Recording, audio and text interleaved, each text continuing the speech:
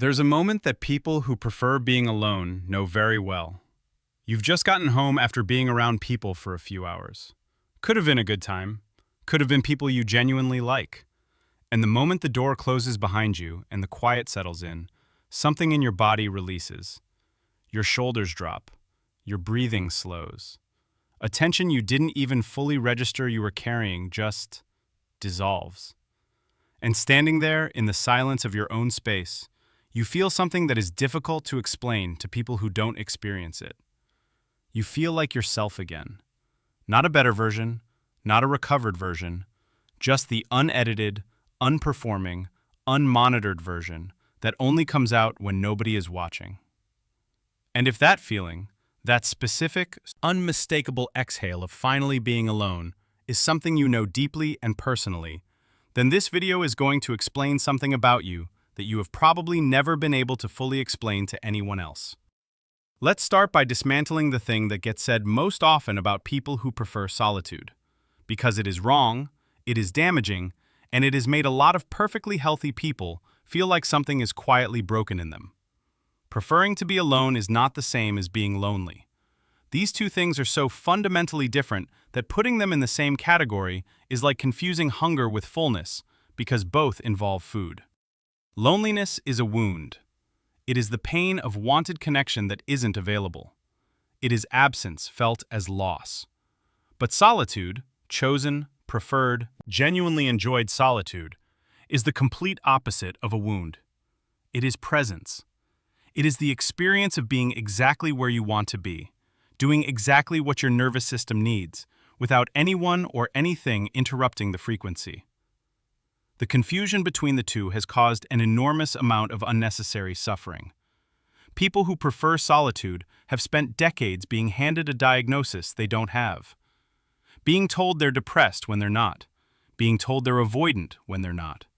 Being told that their preference for their own company is a symptom of something that needs treating, rather than a personality architecture that is simply calibrated differently from the majority's.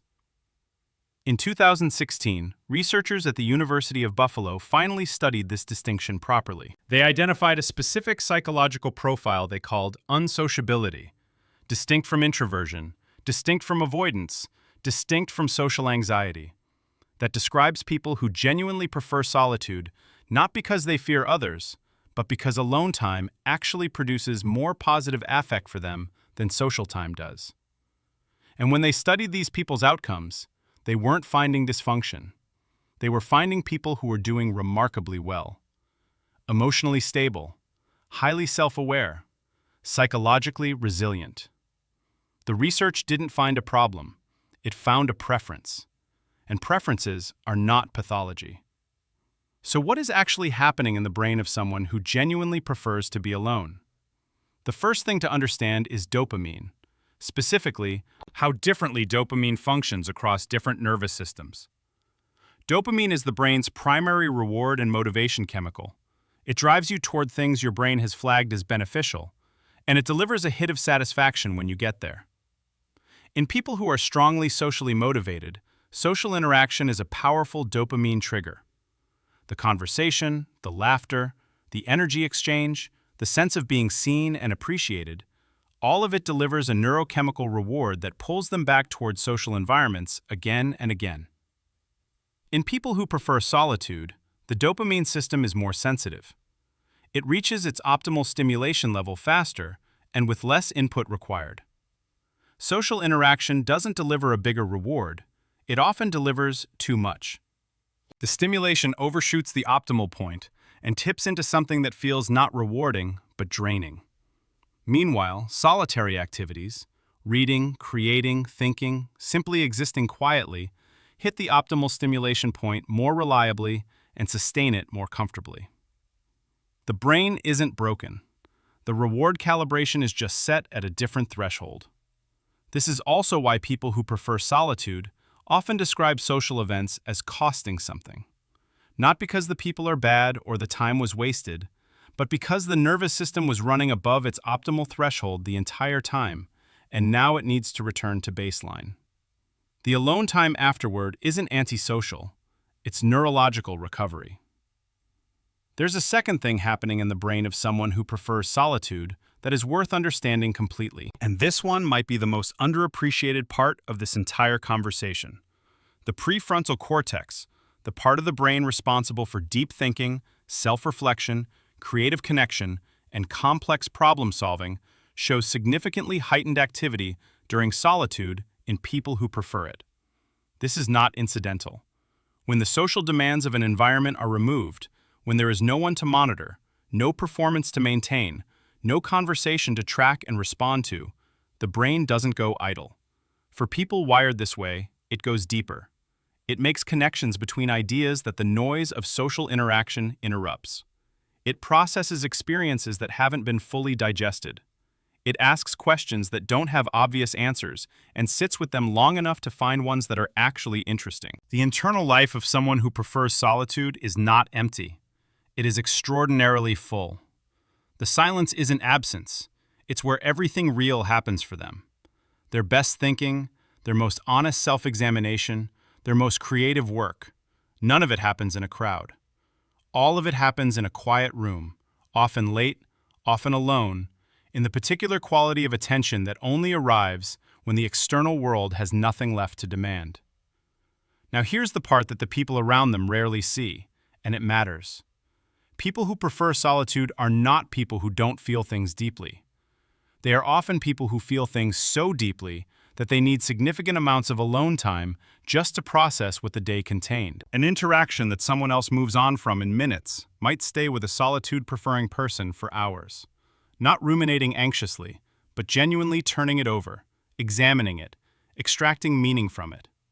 They are internal processors in a world that tends to reward and recognize external ones. This depth of internal processing has real costs in a culture that interprets quiet as disengagement. People who prefer solitude are frequently misread. The person who doesn't talk much at a gathering isn't bored or disapproving, they're absorbing. The person who needs a day alone after a social weekend isn't being dramatic. They're genuinely depleted in a physiological sense. The person who cancels plans not out of flakiness, but out of an accurate self-assessment that they have nothing left to give, they're being more honest than the person who shows up empty and performs enthusiasm for 3 hours. What looks like withdrawal is often self-knowledge, and self-knowledge, even when it's socially inconvenient, is not a flaw. There is one distinction that is worth being honest about, because honesty is more useful than validation. Preferring solitude is healthy. But there is a version of solitude that is not a preference, but a defense, where the alone time isn't chosen freely, but is driven by fear, of rejection, of judgment, of intimacy, of the vulnerability that real connection requires. Where the solitude feels safe not because it fills you up, but because people feel dangerous. Where every social invitation gets declined, not from fullness, but from a wound that never healed properly. A wound that taught you early that closeness costs more than it gives. The difference matters, and it's worth asking yourself honestly which one you're living. Can you connect when you want to? Do you have people you trust, even if that number is small? Does solitude feel like a choice you're making or a wall you're hiding behind? Because one of those is a personality. The other is something that deserves gentleness, attention, and perhaps some careful work. The healthiest relationship with solitude is one where it is genuinely chosen, where you could reach out, and you sometimes do.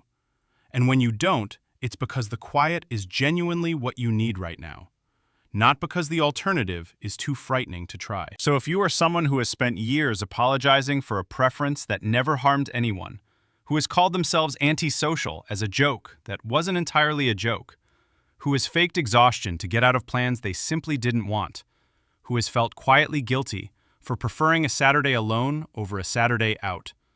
Here is what the research, the neuroscience, and the psychology all arrive at together. You are not broken. You are not behind.